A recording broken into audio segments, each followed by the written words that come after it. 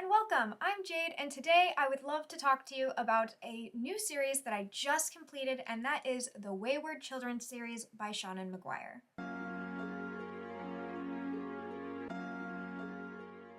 It's really hard to sum up the Wayward Children series in an easy, concise wrap-up, which is why it's getting its own dedicated video. Despite me not being the first to ever talk about this series, it's a very well-known series on BookTube, but in case you've never heard of it, or in case you haven't picked it up yet and you're just waiting for that perfect moment, hopefully this gives you the push to start because I did have a lot of fun reading these. And in this video, I will be breaking down each book spoiler-free, as well as giving my star rating and a list of my favorites all the way down to my least favorites in the series. And then finally giving you a reading order, which you can take with a pinch of salt or outright ignore. I'm super excited to talk about this. I've actually kind of color coordinated. There was a lot of thoughts going through my head when I read these, so I'm gonna go ahead and get started and just ramble it out into this video. First, what is the Wayward Children series? The Wayward Children series is a series of short stories that all come together to make a big story, which is usually what a series is, but this is a little bit different. Some of the books in the series can stand on their own as short stories, and then other ones blend into a larger narrative. So let's go ahead and just list them off in order so that we can get started, and then I will go into each book in detail. Book 1 is Every Heart a Doorway. Book 2 is Down Among the Sticks and Bones. Book 3 is Beneath the Sugar Sky.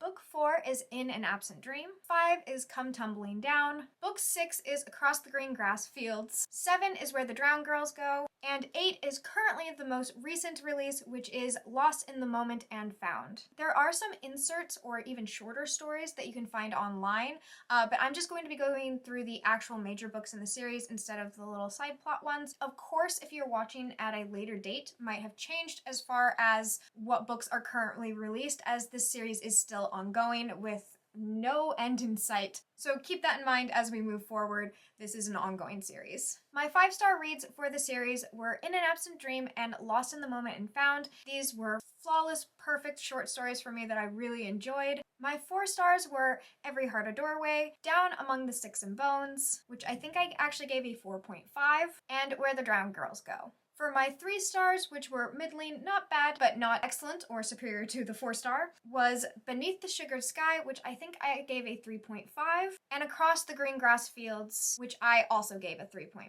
And then there's only 1 2-star on this list, and that is unfortunately Come Tumbling Down, which might actually surprise people, as for some it's one of their favorites, and it just did not strike that same chord for me.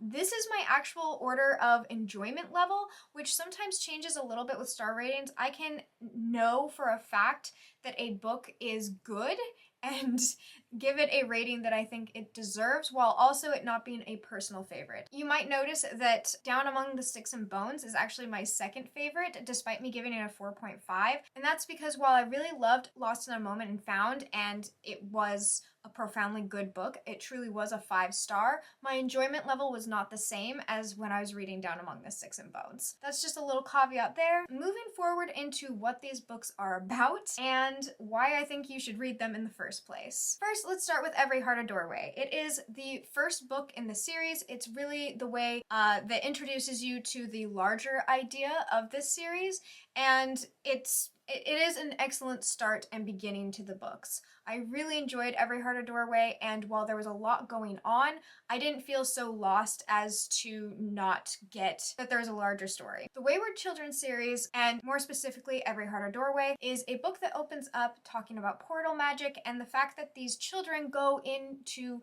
secret doors and go into magical worlds, but unfortunately they end up leaving those magical worlds and re-entering our world. Not a magical world, our contemporary world.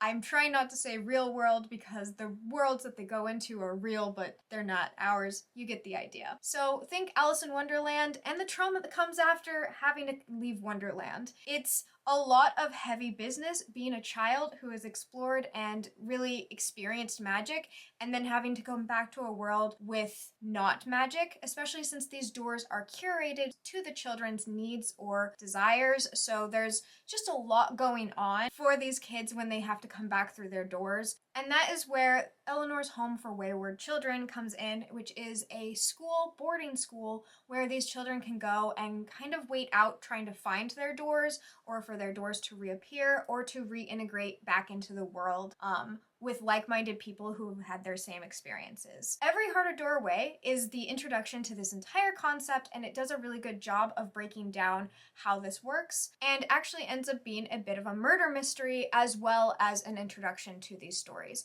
It sets a tone, which is that these, while set in a magical world and having children be the primary characters, is not necessarily meant for young children. These children are going through really traumatic experiences. There is some gore and like body parts being thrown around. The children themselves are quite traumatized, and some of them are better off than others as far as their mindset goes. These worlds are also split up into different types of magic, which is systematically explained in the stories, and I don't want to give that kind of stuff away because I think it's really fun world building to find out yourself. But essentially, some of these children are coming from places that are a little bit more wicked and other places a little more whimsical. And I think Every Heart a Doorway is a great way to just understand the concept of the series. It has an incredibly high rereadability because there are so many names that are dropped in the first books that are just kind of subtly mentioned, or people that are definitely being affected in these books that you don't care about yet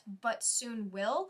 And so immediately after reading one of the past books, I had to come back to this book because I had to reread knowing the connection to these characters. And so in that way, it's also a lot of fun because you don't want to just read these books once.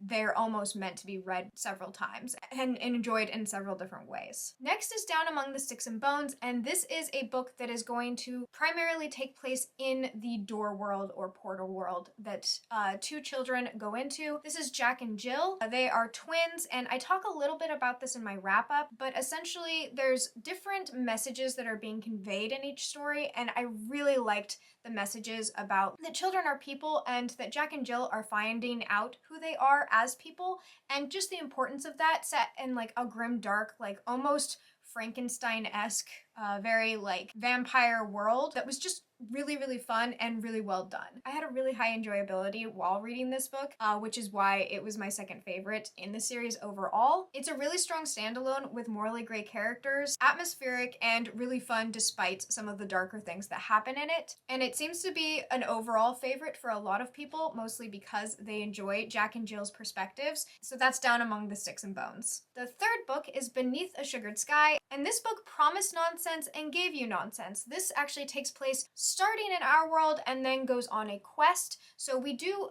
leave the world, but it's following our main cast of characters from book one, kind of a continuation of that storyline and what was happening. It definitely has Adventure Time vibes to me without giving away any spoilers. After knowing the characters a little bit more, you get to see them interact in a way that's very interesting. So I did have fun with that. This wasn't as highly rated for me, but I can see going back and reading it again, me having a higher rating because I'm more connected to the characters now and a little bit more invested. And I liked being able to go into a world that was absolute nonsense. So I think that I would have more fun the second time around, as I am a very character-driven person, and I felt like I wasn't quite connected to these characters yet, but now I definitely am. Number 4, In an Absent Dream, is my absolute favorite of the series. This is my top number 1 favorite, and it is another book that takes, again, primarily inside of a door world and is an individual standalone story. This follows a character named Lundy, and she goes into a world with a goblin market that has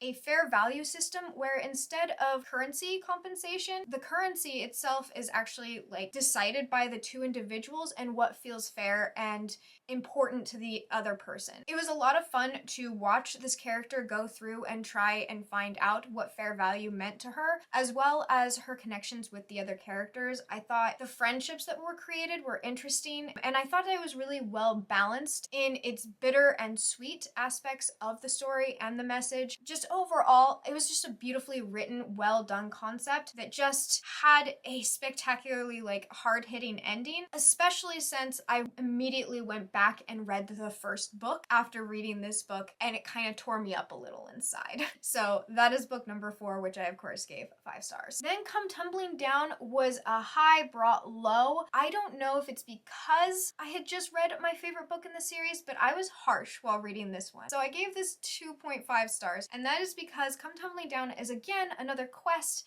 taking place in the main storyline, and I just felt like all of the characters were caricatures of themselves. I'm trying to say that, I don't know if it's coming out correctly, but like they felt like cardboard cutouts. The banter was really off and kind of cringe, and the story, while interesting because I enjoyed seeing certain characters reappear or like their stories continue on, I just felt like we weren't really getting anywhere, and it felt like filler that I didn't care about at all. There were some interesting moments in the plot, but again, I'm character driven, and the fact that these characters were characters I love and I felt like they weren't on the page even when they were physically written on the page, it got a 2.5 star for me. But still wanted to continue the series because overall it's been a fantastic ride. So moving on to number 6. Across the Green Grass Fields is, if you are a pony person, you are going to love this. I really enjoyed this while not being a pony person. High respect for horses, but if you like hooves, you're gonna enjoy the Hooflands, which is where this character goes.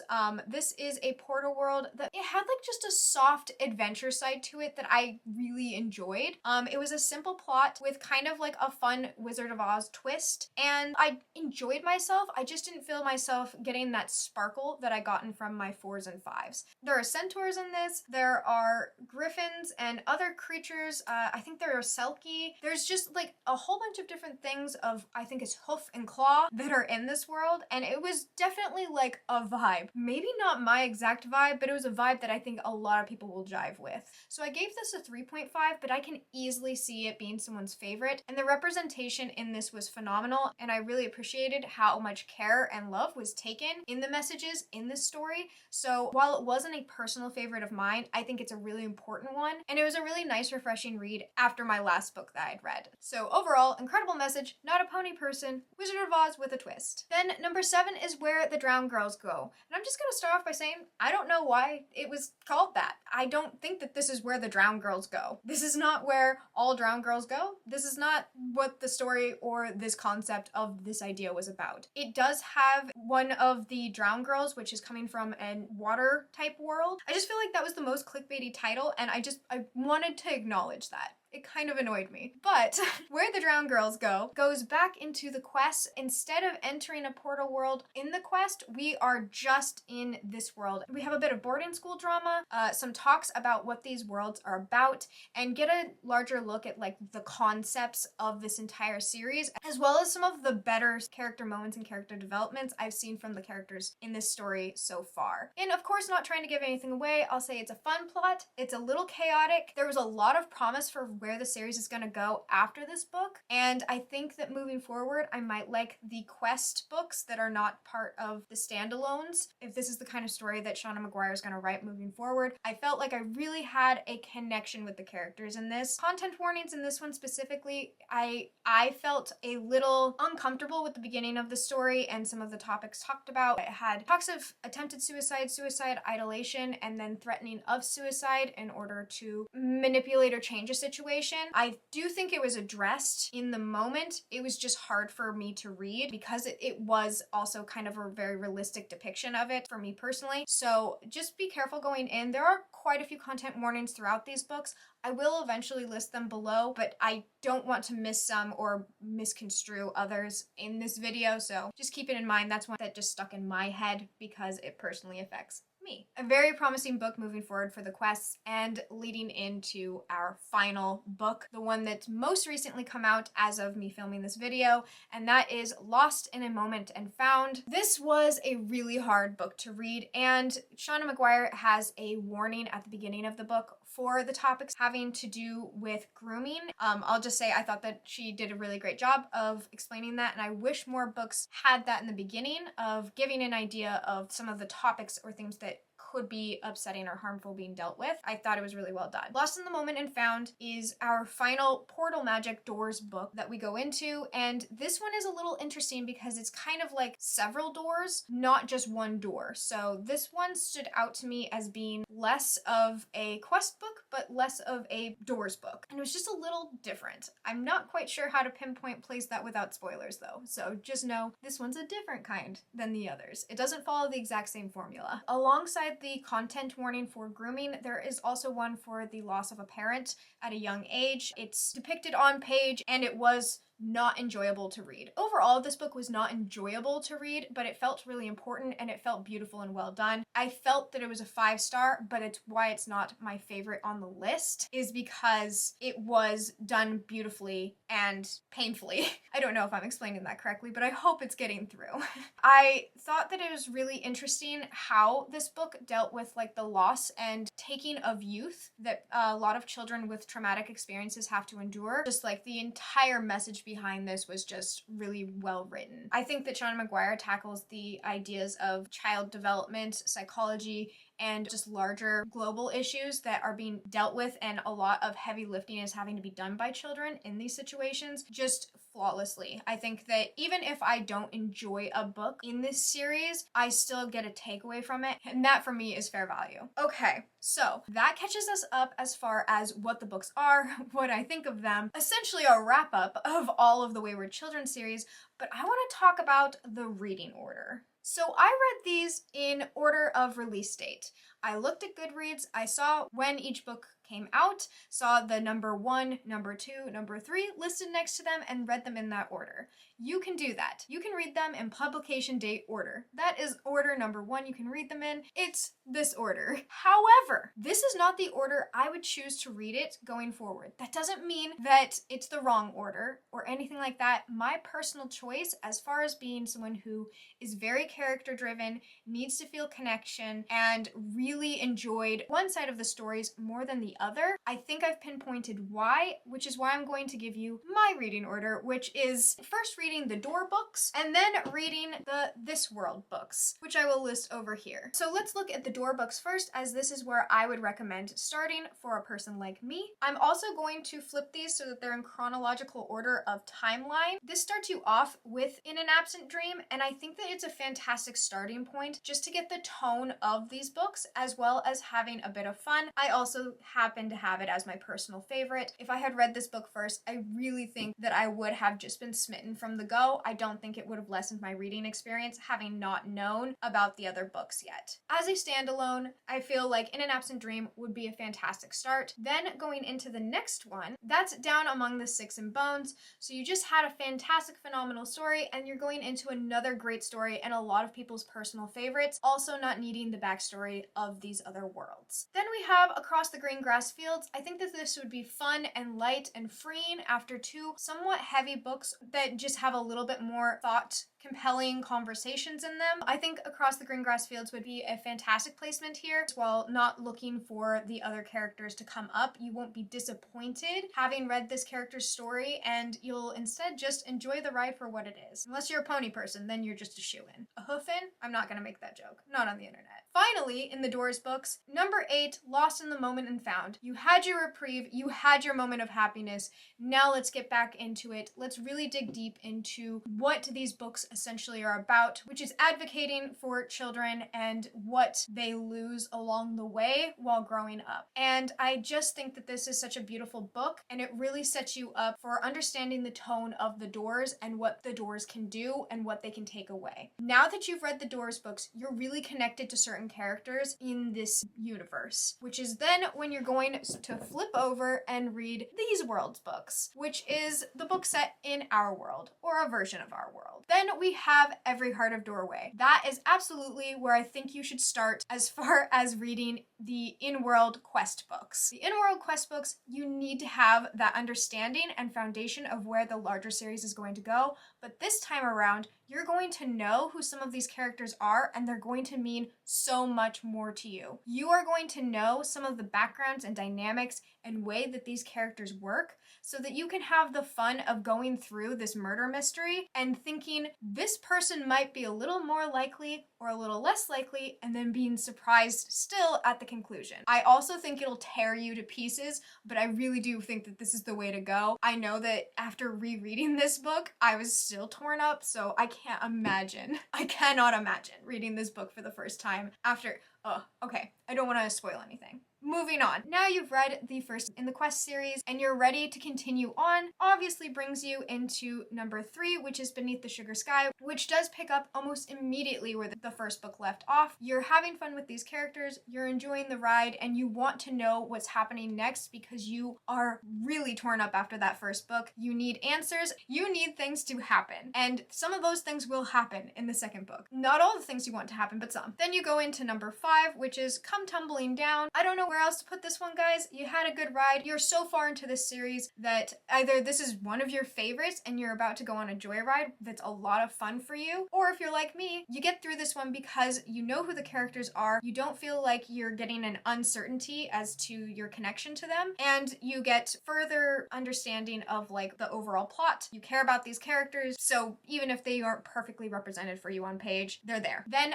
finally, you finish up where the series has left off thus far with number 7, Where the Drowned Girls Go. You get over the fact that that title has nothing to do with the synopsis, and you have a boarding school drama-filled rebellion, but it really sets you up for some promises for where the story is going to go moving forward, and you feel good about it. That is my personal recommendation reading order. If that doesn't sound good to you, you can totally read it in publication order along with the other small stories that are online and then moving forward. It might be easier that way. I can only say which way would work best for me, and I feel pretty strongly about it. The final way is kind of like what was happening in these, which is chronological order. And just to set that up really quickly, this would be chronological order. First you have In an Absent Dream, still starting strong. Then you would have Down Among the Sticks and Bones. Then Every Heart a Doorway, Beneath the Sugar Sky, Come Tumbling Down, Across the Green Grass Fields, Where the Drowned Girls Go, and then finally Lost in a Moment and Found, which I believe Lost in the Moment and Found goes in that order. It's really kind of hard to tell because it does kind of stand on its own, but essentially that's the chronological story order in which the stories are happening. Not my personal favorite, but one that I think that could work for a lot of people, and I don't think would spoil things moving forward. The books you just don't want to read out of a certain order is books 1, 3, 5, and 7, as far as making sure you always read 1 first, then eventually read 3 before you read 5 or 7. That's just because the quests do spoil things, so you would have no idea what was going on if you read 5 before you read 3, and if you read 7 before 1, you'd be functionally unfit